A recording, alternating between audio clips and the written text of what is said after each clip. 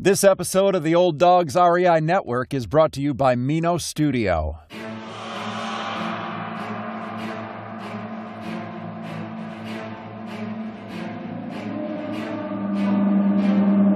In a world where jobs are how most people make money, one man, one desire, one challenge dares to break the mold. Welcome to the Old Dogs REI Network, where we don't work for money. Money works for us. Coming soon. Viewer discretion advised.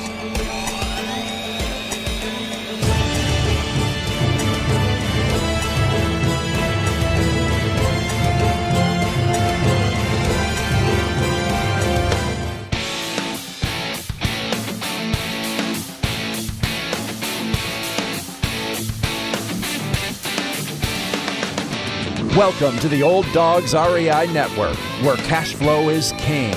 Real estate investing, the means, so you can enjoy your retirement dreams.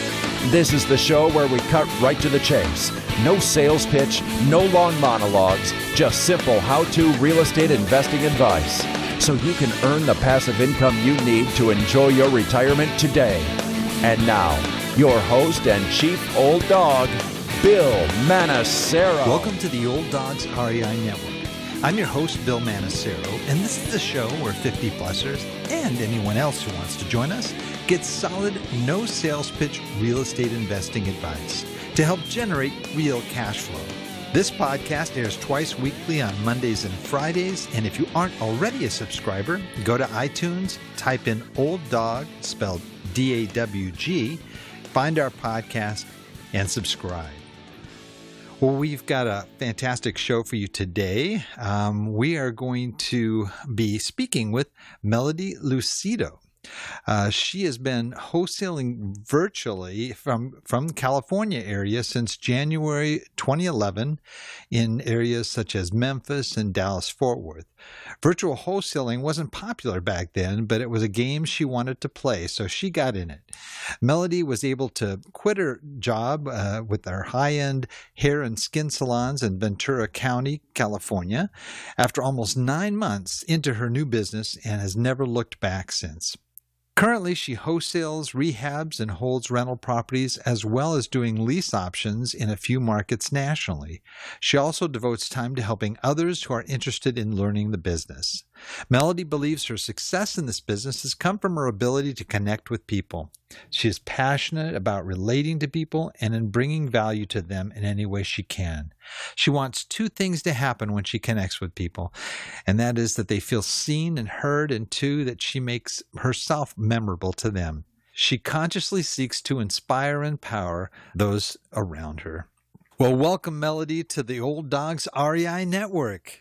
Thank you so much, Bill. It is so exciting to be here, and I'm honored that you asked me to share in this time with you. I love your podcast. Oh, well, thank you so much, Melodee. The honor is ours.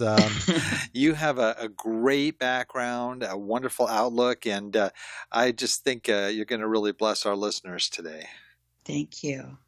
Just to get a little background here, maybe you can give us your background and how you got into real estate investing. Okay. I remember as young as 10 years old, I was the oldest of 6 kids, and we were all crammed in the back seat. So I'm watching out the window and passed by this little shack in an open field. And I mean, like maybe I was 11, but I just remember as we were driving past, I looked at that little shack and I just thought, wow, wouldn't it be cool if I could get that and fix it up and then, let somebody live in it? So I don't know. I think maybe, Wow. Maybe I was predestined to this. But and then in my 20s, I was married, and I really wanted to get some. I had heard about. We didn't call it wholesaling back then. That was in the 70s, and my husband said no. You're not doing that. And I had friends that said, oh, that'll never work. This was in Ventura, California, which is a beach town and very hot. But anyway, wanted to do that. And, life went on. Fast forward, I was single and it was it was 2003. And I decided that I was finally going to follow the dream in my heart. And so I got into pre-foreclosures just as the bubble was forming and getting ready to explode and change so many things in our world. So anyway, people in the know were all kind of shaking in their boots. And I said, okay, I better get out of here. I'm a serial entrepreneur, so I got out and started a couple other businesses and had a fun ride. But I was 59, fast forward again, 59, and my life was taking some big changes due to some health illness and challenges, and I was starting all over again. And so I started searching what forums we had back then. It wasn't like today. It's so cute because, people today, they've got so many resources to them. So I started studying and threw my hat in the ring early in January 2011. And I remember on the eve of my 60th birthday saying, this is what I'm going to do. I love marketing. My business is more about marketing than it is about real estate. I'm passionate about marketing. And so I just thought, well, where can I make the most money marketing? Yep, that would be real estate. And so I wrote it all out in my journal and I just really committed that to myself and the whole universe. And I just said, yep, this is what I want to do. And it was pretty amazing. It just kind of took off from there. The only money I had to market was on Craigslist. And so I marketed like crazy. It took me 6 months of working a job and working to get a deal just through the Craigslist ads. And then boom, it just took off. And then when I was, in it for 9 months, I was able to leave the job behind and go full time and realize my dream. My dream that I saw was like I was looking over the United States, like above it, looking down, and I could see like 5 or 6 hubs, and they were kind of lit up. And I just knew that I wanted to be virtual and I wanted to be in several markets. The only thing on virtual wholesaling back then was Chris Chico, God bless him. And I just had heard about him and what he was doing. And I thought, well, God doesn't just give an idea to one person. I can do this. And so I jumped in and started marketing in different markets, and I got a couple deals in Dallas, Fort Worth. I totally didn't know what I was doing, but that's where I learned to reach out and ask for help to different investors on Bigger Pockets and Facebook, and just be humble enough to ask, why nobody wanted the property and all of that. Well, long story short, I got those done, and they were both wholesale deals, and I hated wholesaling. I hated the idea of wholesaling. I thought people were crooks that were wholesalers, but both these families were just elated and very grateful that I had gotten the job done. These houses they did not want. And so then Memphis lit up second. And it was some wholesalers that had reached out to me that said, wow, we got this email from Craigslist, and yeah, we've got about 21 properties. We like getting them. We like rehabbing them. We don't like, finding someone an investor that wants to buy these. So I partnered up with them, and I think the first month we did, I think we did 6. And no, we did. Anyway, my first month working with them was August of 2011. And my first accumulated income, big income, was $9,000 that month, which to me was huge, And it's awesome for your first month. Very exciting. I loved it. And I was hooked. And so since that time, I've done a few lease options here and there, mostly wholesaling, Arizona and Memphis and a little bit in Kansas City.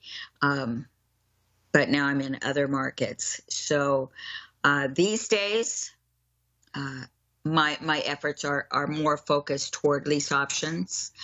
I'm not real thrilled with what I see happening in the wholesale world, but I have such a wide network of friends that I still do some wholesaling on a JV basis.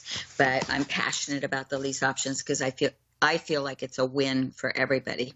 Oh, that's great. That's great. What an interesting story, and also just a great ride that you've had. Oh, I mean, gosh. Yeah. So grateful. Now, I got a million questions just from what you've said, and one of which is you just jumped in. You didn't have any kind of training. I mean, did you have a book or something that kind of helped you figure out what to do? No. Well, that's not true. When I was doing the pre-foreclosures, I had bought a book. Back then we didn't have courses, and I guess we could have done like Carlton Sheets. And who was the other guy? There was another guy that was kind of a big name doing it too. But, I had gotten his course, and, I wasn't ready. I thought it was supposed to be easier than it was. And, when I went back into it, I was like, okay, I'm really, really committed to this. And I was doing some direct mail back in 2003. But, and I got deals, in the pre-foreclosure market in Southern California. It was amazing to me, and it was pretty darn easy. But it was just with that one book. It was Bill Bronchick's book on pre-foreclosures. And so that was a lot of fun, just reading the book and seeing if it worked. And reading in some of the forums, mostly in 2011 was when we started having a little bit more evolution in the forums. And so I was reading everything I could get my hands on, and that's where I learned the Craigslist marketing. And a wonderful man in Texas, John Jackson, helped me. I had no money to buy a course or anything. And so he just he was a role model for me. He helped people, and he never got any money out of that. Wow. We never did a deal together. He just, he every now and then I would call him and he would drop a little piece in. So it was just a little bit of a breadcrumb effect to help me stay in the game. And, he probably never knew if I would really succeed or what. It's just who he was, and he's still a dear friend today. But today there's just so much that we have access to learn, that the shiny object syndrome is rampant. No, you tell me. My personal belief is that we should learn one thing really, really well and get really good at it and push ourselves before we go and learn another niche. Oh, I totally agree with you. Yeah, I glance over at my bookshelf, and I've got wholesaling books, I've got flipping courses, I've got everything, liens, deeds, you name it. And that was my problem in the beginning, is I didn't know what I was going to do. And it's so true. The shiny object syndrome is something that can really throw you a curve. And Totally. I decided, no, I can't do this. I'm putting on blinders. I'm going to focus on the area that I want to focus in. And that's going to be it. But I'm really interested. I got a few questions for you here. One of which is, okay, so you started in California, but it didn't sound like you were doing that much activity in California. I wasn't. Well, I was trying to do most of it in my backyard. I was in Ventura and Santa Barbara. It's a whole different world than out here. I'm actually in Memphis now. This is my 5th month. And it's a different world. And like I said, I was so green. All I had was desire and passion. So I got involved with the local REI group and made some friends and stuff. But I almost got a couple deals done, but I didn't find people to be user friendly there. I only work with people I like and people that are in for mutual benefit. And it was a very, very competitive market. I am not a competitive person. Well, I'm competitive with myself, but not with anybody else. And so it just was not fun. And if I'm not having fun, I'm old enough to know that life's too short for that kind of activity. And so that's when I started thinking, well, I think I want to go into other markets. And so from Southern California, I started in Memphis and Fort Worth, Texas, and then moved to Arizona and continued to market in those areas and do deals. Played a little bit in my own backyard in Arizona. That was pretty fun. That was the first time that I'd actually done deals local to me. And so that was a thrill. And now 5 months ago, I moved here to Memphis, and it's really an amazing experience. I kind of got choked up on and off over on the first couple weeks I was here, because as I was driving around trying to get to know the area, I would pass by streets that I remembered when I was just a baby in the industry that I managed to wholesale. And it was just like reliving my journey. And it was really amazing. Wow. So, meet people that I had only talked to on the phone. It was really great. How did you happen to pick Memphis, Dallas, Fort Worth? I mean, did you do a lot of research on it? Did you just throw a dart at a, That's a great question. A little bit of both. That's so funny. Well, marketing is my passion. Mm-hmm. And so, some people were doing Craigslist in their own backyard and getting deals and finding success. And for me, like I said, I didn't like my backyard. I didn't want to play there. And so, it was going around the internet, some of the forums in 2010 and 11. And the hot spots, were Phoenix, DFW, and Kansas City, and Memphis. Those were the ones that stood out to me. And so I started in Dallas, Fort Worth, and got a couple deals. Well, simultaneously, I started marketing in the Memphis and Kansas City markets.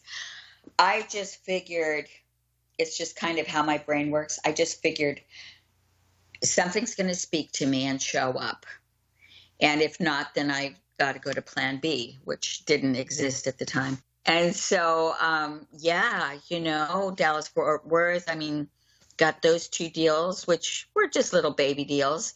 But Memphis kind of picked me. I had so many people responding, and I knew Memphis was good according to the forums, but I didn't know it was that good. So I started making a lot of wholesaler friends. I knew nothing about the market whatsoever. The wholesaler friends taught me the market: buy in this area, don't buy in that area. Well, if you buy in this area, the price needs to be this. And so I learned the market through my wholesaler JV people.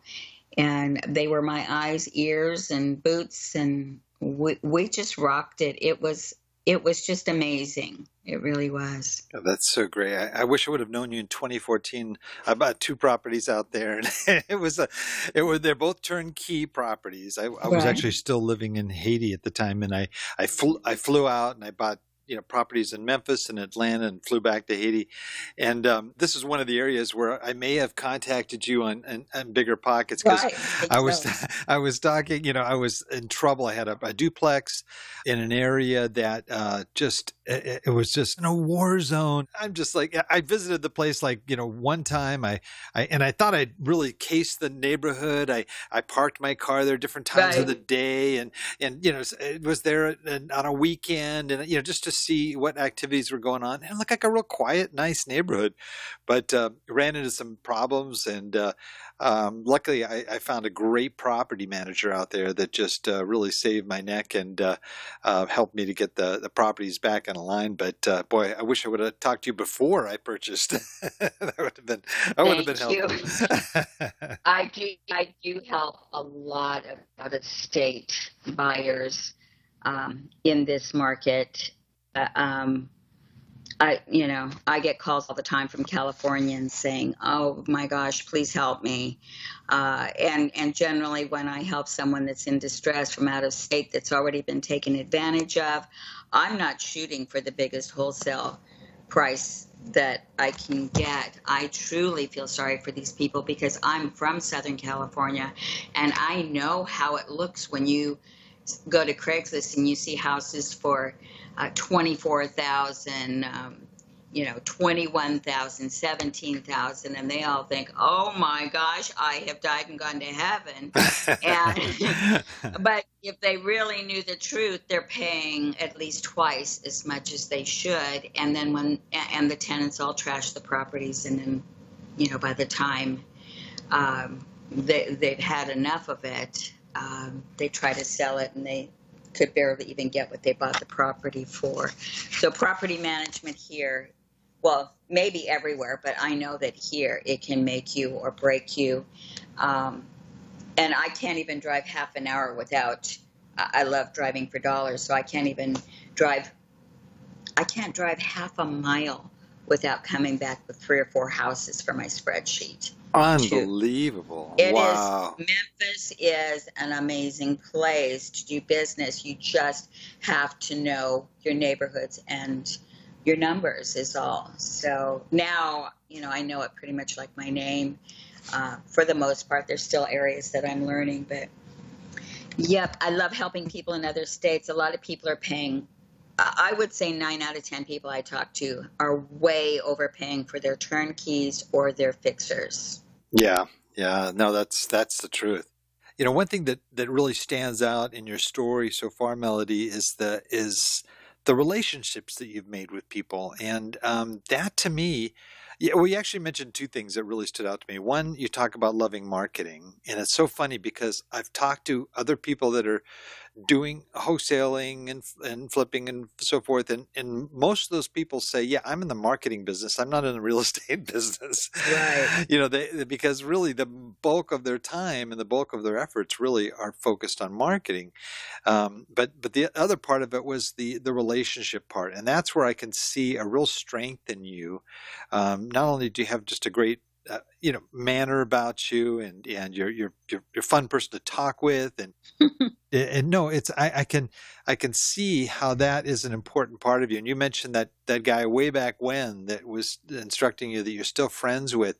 I imagine there's a lot of people that you have made contact with that you're still friends with that are still a part of your organization. Bill, it's so true. And this one young man, I think he's just getting ready to turn 40. I'm 65. And so he was just a kid back then. And he and I are still friends. This is clear back from early 2011. He's since moved down to the Panhandle.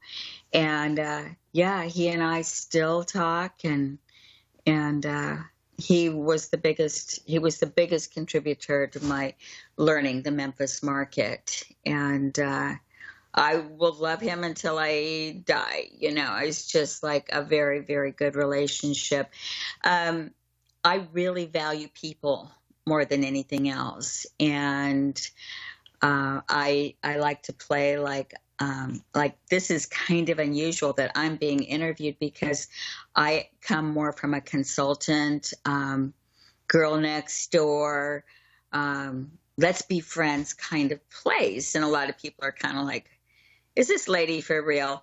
But that really is who I am and how I put myself out there. And so, a lot of people are all about the money. I'm all about the people. And the money comes. I haven't hurt for money and how many years? 7 years, because all I care about is helping people get what they want. I have a couple of coaching programs that I've paid for, and I'm very grateful for them. I do a lot of coaching for free. And if the person actually gets a deal, then we split it. But, I just love helping people, sellers, buyers, other people in the business. To me, there's no competition. It's all about collaboration and cooperation and contribution. So. Well, I can see that, and I can hear it very much in you. And as I had mentioned to you, off mic, that we had made contact a while back on Bigger Pockets, and I just remember how helpful you were, and you were just a great referral source, and you made it really clear. You probably don't even remember this because you talked to probably so many people on BP, but you're saying, yeah, if that doesn't work out, let me know.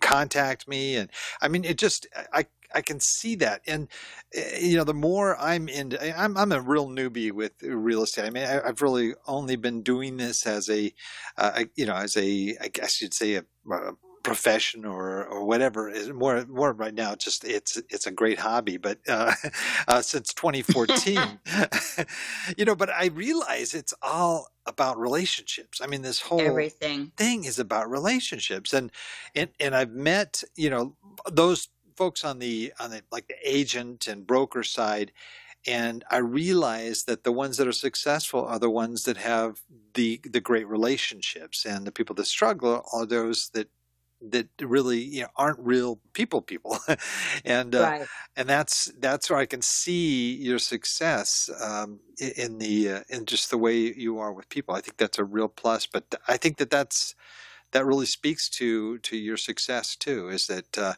you really sincerely do come off like you really care for people, and I believe that's sincere. Thank you, and it is sincere. I like to come off as a like a Barbara Walters or Oprah, but with a little bit more passion for what's really going on in their world, in the other person's world. And I like to dig deep. And in today's world, really, it seems to me that people don't go very deep with anybody. Maybe your best friend, but we're all going like 190 miles an hour. We don't take time to find out really what's making someone tick, or how to be a contribution to one another. We've got all this social media, and I think, and I've heard others say, that we live these isolated lives. You would think social media would bring more connectedness, and in some aspects it does. I have so many friends on Facebook, but we just live with this little tiny teaspoon of, investment in relationships. And so I can call somebody I talked to a year and a half ago, a lead maybe that I wanted to follow up with and find out what happened, and they remember me. And that's because I took time. I probably knew when I talked to them that there wasn't going to be a deal there, but oh well, I still spent the time. And I didn't want it to be one of those get rich behind your computer kind of people. But I learned early on that was not me. That was not me. Well, looking at your career and the time that you've grown in this industry, what would you say was maybe the biggest mistake that you might have made, something that you learned from later on? Yeah, one of the biggest mistakes that I made early on was not realizing how much I had to bring, how much I had to contribute to others. I really, this was kind of fly by the seat of your pants. That's how I've built businesses over the years. But I learned two things. Choose carefully who I JV with, because I was virtual and, well, still am in other markets. But in Memphis, a couple of very slick wholesalers. We were working together. I put deals together and then never got paid to the tune of tens of thousands of dollars. Oh, gee. Wow. But, it's okay. It was a lesson. I finally, I grieved at first, but then I just realized that was money I didn't have really anyway. So I was able to let that go. And so that was one lesson, which led to the bigger understanding of this is a business. So I need to treat it like a business and take time to get to know the people that I work with.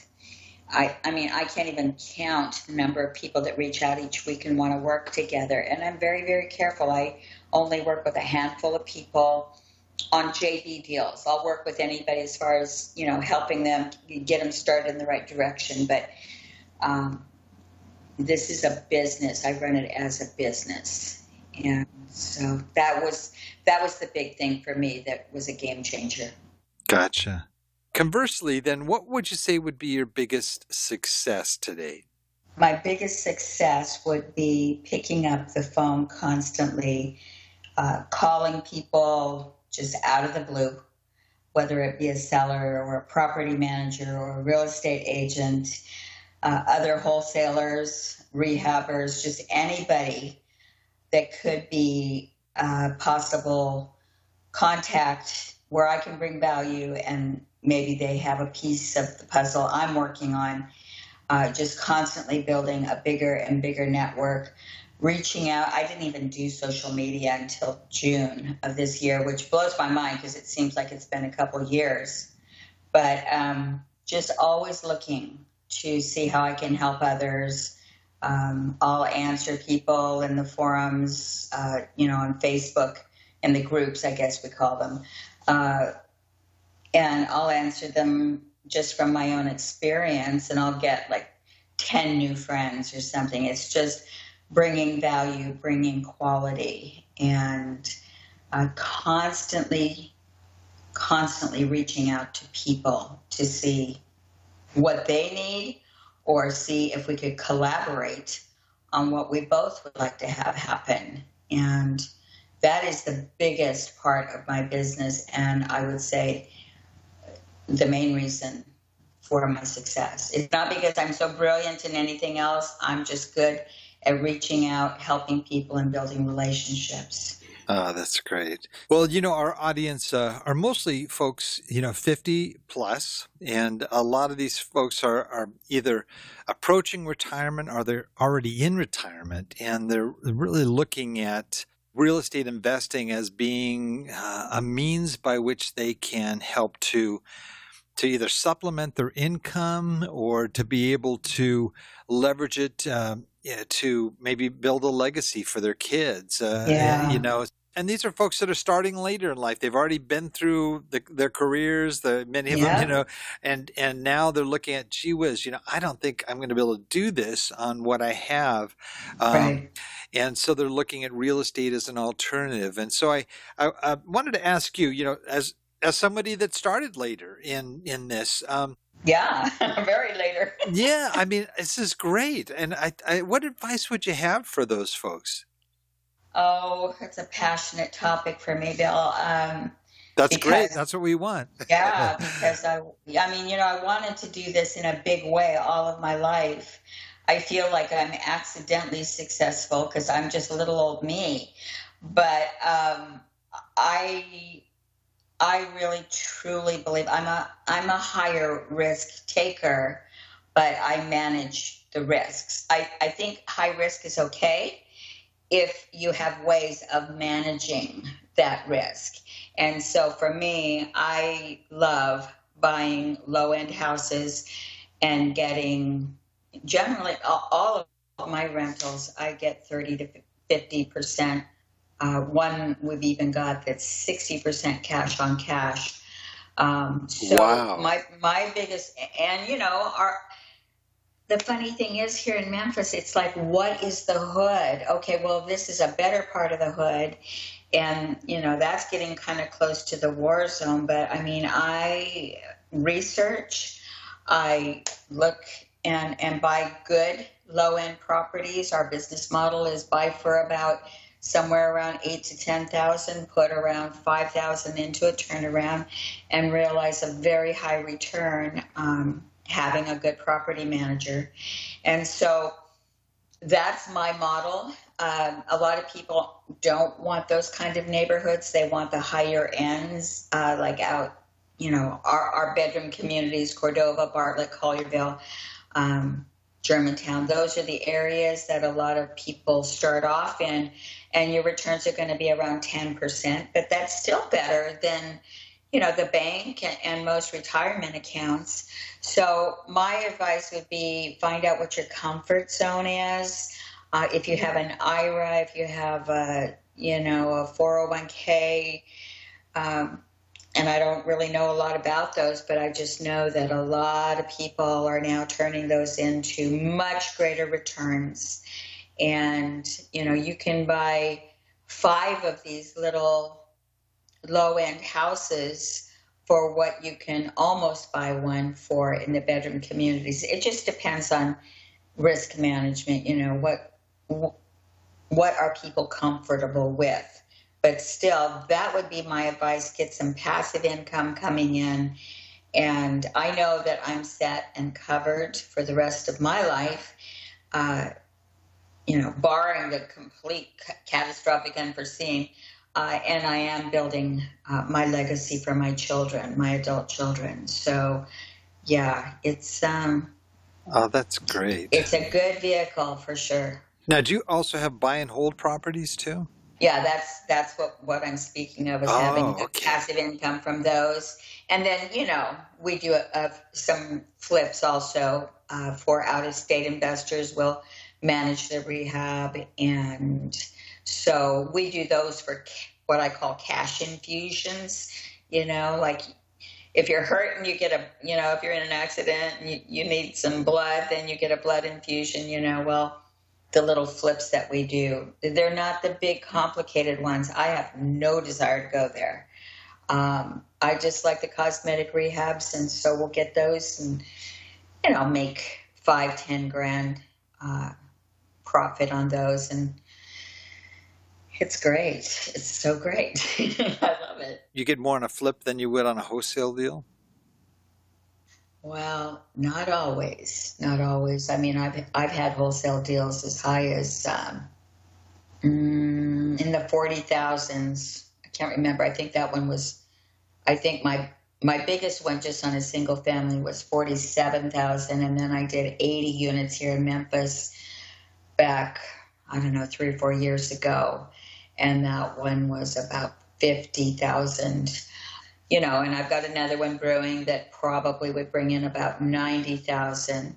You never know, Bill, until the ink is dry, if sure. it doesn't go through. And, unless people have kind of thick skin and they're adventurous, that might not be something they want to do. Sure. But for me, it's just been a very fun game to play. You also do lease options, right? Can you maybe talk a little bit about that? Now, do you hold on to your lease options, or some people they'll get them and then they sell them or they get out of them? What do you do with your lease options? We have a couple that the numbers were good enough that we just decided to stay in the middle of them and get a really nice cash flow. I mean, one of ours is we net. What do we net on it? The payment is $625. Yeah, and we're making about $1,550 each month on it, cash flow. So, wow. That was, that one just fell in my lap. It's like I'm saying, if you're in action, you're just going to find lucky things happen to you. It's not because I'm brilliant. It's just if you're marketing, good stuff is going to come to you at some point. And I'm very cheap at my marketing too. That would be a whole other podcast. But I don't do direct mail anymore. I'm a pick up the phone and call somebody kind of marketer. I'm cheap. I just, don't like spending however much people are spending these days on direct mail. So Lease options are so great for people with very little equity, no equity, maybe even a tiny bit under market value, maybe where they owe a little bit more than what they could sell it for. They can't sell it themselves. I mean, FSBOs, like I think I can't remember what the figure is, but 90% of them end up listing their houses. It's very hard to sell as an owner on your own. So we help those people with lease options. We help people that have expired listings. We have people that have, we work with agents. We ask them, what are your sellers, what are your properties that have been on the MLS an exorbitant amount of time, and that way we're helping the agent, we're helping the seller, and we're helping tenant buyers. The biggest objection we get on lease options is, well, I don't want a deadbeat living in my house and I don't want to be a landlord. Well, number one, you're not being a landlord because these are tenant buyers. They want this to be their home. So you bet they're going to take care of it. This is their home sweet home. And a lot of them cry, when you actually get them into a home. And so the other point is life happens. Life happens. There's divorces, people die, people move across the country all the time now, relocation, people start businesses. All of these things prevent them for a while from getting a bank loan. And so we help them get what I call mortgage ready. We've got a specialist that handles that and the full system for helping the seller and the buyer. So all I do is reach out to other wholesalers and tell them, hey, send me your dead leads and I'll bet you I can help some of them. So I've got this big campaign going on across the country, just telling wholesalers I can help you without any extra work in your week. So, and that's all just by helping people, That's what it's all about. That's fantastic. So you'll take dead leads from other wholesalers, which is all the time. Yeah, so far this week, I've gotten 5, maybe one more this morning. So that's just in the last few days. It's actually starting to pick up pretty nice now. And one other area I want to address, I just want to get it in here, just before we move on, and that is that you also wholesale apartment deals as well, yeah. Apartment communities. Can you tell us a little bit about that? Well, that is way fun, way fun. The funny thing is I grew up thinking I was really bad at math, and, I couldn't get past algebra, really. But I'm really, really good at basic math. And so I always wanted to play in that arena. And it was somewhere around mid 2013. And I just really wanted to do multifamily. And so I got a little course and started going through that. I'm not just a dreamer, I'm a doer. So I took the course and I actually put it into action.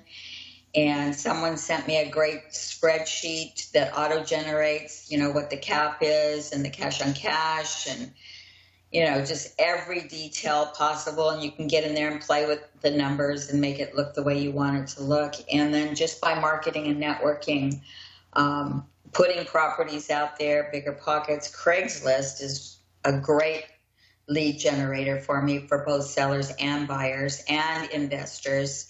And so, I just had this guy call me out of the blue. He says, I've seen you around. I was just wondering, I've got these 80 units here and I just don't have time to get these sold. Can you help me? And I said, well, I'll sure as heck try. And that was my first big one. I had done a 10 unit before that and, made a nice payday. And then the 80 unit really was so fun. I had to tweak the numbers. I had to guide the seller through, having the P&L just right and all the rent rolls and the management package. And I just had, basically being a consultant, I had to put the whole deal together. And it was super fun because it was out of the norm for me. And I just had a good time playing that. And it took me a couple months to find the right buyer. Everybody was happy. I was very happy because I made the biggest check I had made. And so, I wouldn't feel really great about getting a really great check if nobody else was happy. My joy comes from in seeing everybody smile. Really, that sounds so corny, I know, but it's what lights me up. I love it. I love it. And I hear that too in your voice and the joy that you have in, serving others. It's real. And, and I think that's something, that I just notice more, especially folks that, that are getting into this later in life. Life is too short to do anything that you don't enjoy doing, I agree. And, you gotta love it, and you gotta, find joy in it and feel that there's a purpose behind it too, and I can see even in the lease options and those things that you're doing, that you're looking to find that perfect match where, buyer, seller, even the investor, everybody's happy, with what works. And that's really what it's all about, isn't it? I mean, when you're doing it right, that's really what it's about. I have this funny little thing that I wrote on my office wall, just scribbled, and it was just like, aging. I wish I had the body and the energy of when I was 40, but I love the perspective from here, so I wouldn't trade that for anything. It makes my life so juicy and good. Oh, I love it. I love it. I'm with you on that one. Definitely. Yeah. Right? Yeah. Well, neat. Well, we're at our point now where we have our wrap it up here. I could keep going. I'll tell you this, and I already wrote down. I'm going to get you back so we can talk about cheap marketing. Yay! So you're coming back here. So you're not safe yet. Thank you. No, definitely. You've got a lot of. And there's so many areas we could go into. Even if we delve into the wholesale apartment deal thing. I mean, there's a lot of stuff. So I'm definitely calling you back here, but we have to wrap it up at some point here. Okay. And this is what we call our wrap it up, where I ask you a series of quick questions and you give me quick answers, and the whole idea is to generate information on resources that our listeners can latch on to, and hopefully help them in their efforts to get involved with real estate investing. So if you are ready, then let's how about we wrap it up? I'm ready. All right. Favorite real estate book? My favorite real estate book, it's a classic. It's the How to Buy Real Estate Without Cash or Credit. I think it's David Finkel, Peter Conti. I just think they brought so much value to people that read it. It's an older book from, I don't know, a decade or two ago. Do love that one. That's and great. Then anything that has to do with buying houses without cash or credit. That's my passion. I love it. Okay, I'm getting another topic down. We're going to have you back for a no money down episode. I love it. Okay, love it. Okay, how about favorite business book? Okay, so my take on that is how you are in one area of your life is how you are in every area of your life. And so how I am in my business is just how I am. And so my favorite book, business or life, is called The Go-Giver. Oh. And it is a very special book. And it's, we've grown up in a world about what's in it for me. But I didn't know. I could have actually written that book. I think he did a great job. I can't remember the author's name. But it's called The Go-Giver. You can get it on Audible. and it's also a great read in paper. So that's my favorite business and life book. I love it. I love it. Oh, that's great. I'm gonna check it out. Oh, it's awesome. No, you'll love it, especially who you are. Oh, that's neat. Okay, how about most valuable website for success other than your own? I don't know if Facebook is a website or an app, but I'm sorry, I'm so not techie. I'm just like... Hey, look, I didn't even have a Facebook, I mean, whatever you call it, a page or whatever it is, until like I came back from Haiti. So I'm talking about not tech savvy here, but anyway, I'm going to qualify that. We're going to say Facebook. That's good. Yeah, Facebook big time. I hated social media. I resisted it. Friends said, Melodee, you got to do it. I was like, no. And so, I don't know, just in my morning meditation time several months ago, I felt the nudge to start moving into social media. Business was a little quieter. So I was like, oh, okay, what can it hurt? And I just started contributing to people on Facebook, and boom, the whole thing took off. I'm getting awesome leads. Awesome buyers, people that aren't even in my friend group find me. I don't know how that happens. But yeah, and I've made all these amazing, awesome, wonderful friends that I learn from and contribute to. So I'm huge on social media now. That's very cool. How about, let's say, like a phone app, your favorite app? It doesn't have to be real estate related necessarily. Right. I think my most valuable phone app, well, besides messaging, would be Vumber. Vumber is, one of those things where you can get all the different phone numbers, and so I can be out looking at properties and stuff like that. And what's it called again? Can you spell that? It's Vumber, so it's the word number. Okay. With a V for victory, Vumber. Okay, got it. I've never heard of that. It's like Paul Rail or something like that. There's lots of companies, but I've used it for years and I love it. I can have 10 numbers going at any time. If anyone is a marketer, they know that the success in marketing is in the tracking of the marketing, because marketing is just another word for experimenting. It's just, let's try this. So I love Bumper. It really helps me get all of my message, text, and voice messages, and I love it. That's great. That's the first time I've heard of that one. That's great. How about favorite quote? I've got so many, but I would say I'm a big fan of Lewis Carroll. Alice in Wonderland could describe many, many parts of my life, but it's crazy. But the saying is, why sometimes I've believed as many as 6 impossible things before breakfast. That's by Lewis Carroll. I love it. That's a great quote. Great quote. Wow.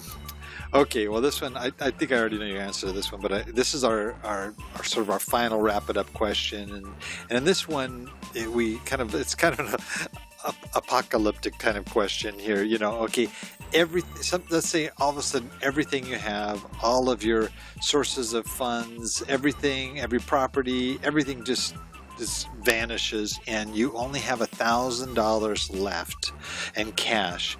What would you do with that $1,000 to relaunch and regrow your real estate investing business? I would, of course, that would have to cover me being able to eat and gasoline and a roof over my head.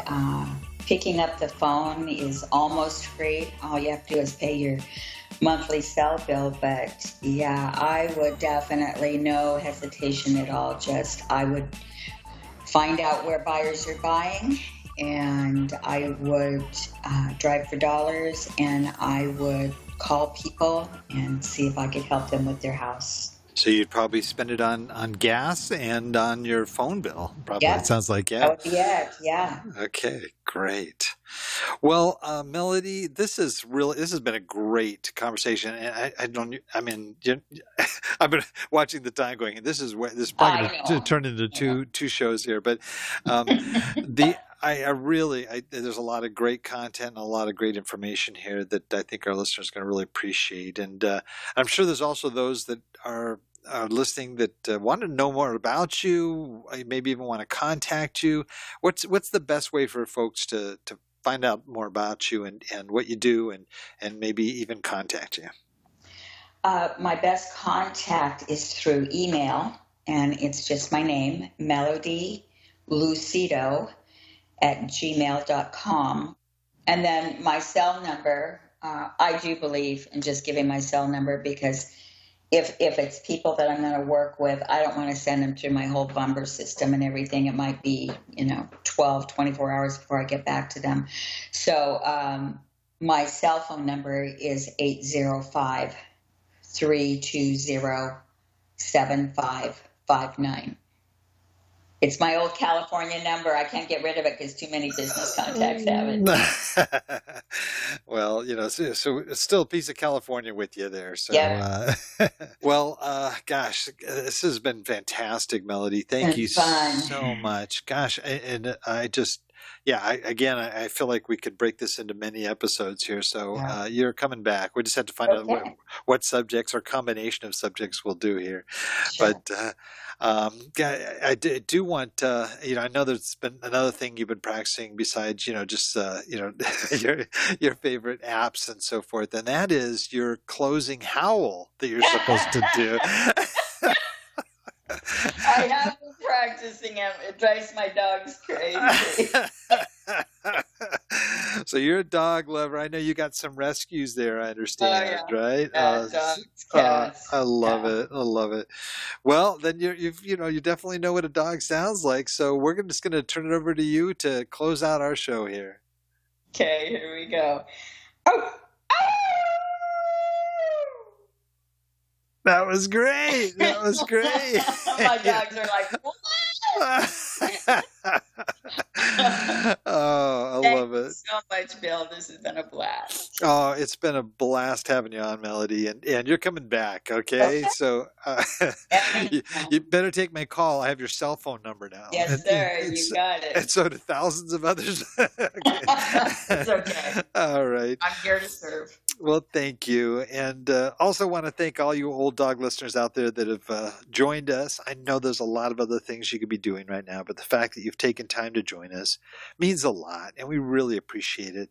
So please note, as I just mentioned a few minutes ago, everything presented here, including all the links and access info to Melodee, that can all be accessed in our detailed show notes on the Old Dogs website at olddogsreinetwork.com/blog, and just look for the episode with Melodee Lucido. Well, that's the show for today. Remember, cash flow is king and real estate investing the means.